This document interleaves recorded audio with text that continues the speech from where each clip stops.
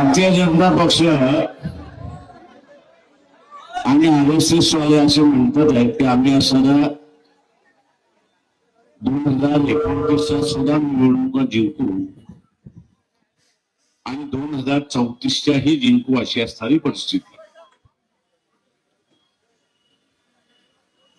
जसं म्हणेन की हे तुम्हाला फसवणारं वाक्य हे लक्षात.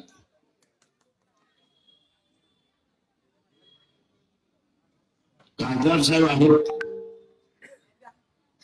त्यांचं सेशन चालू होईल.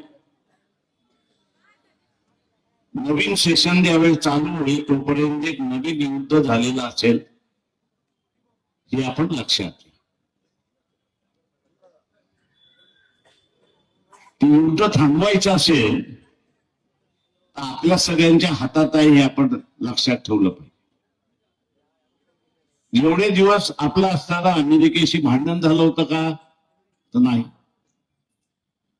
अचानकपणे भारताचं आणि अमेरिकेचं भांडण काय? अचानकपणे भारताचं आणि अमेरिकेचं भांडण काय? भांडणाचा कळीच्या दारात कोणी जर कोण असेल तर गुजरातचा गाठे आणि फाफडा,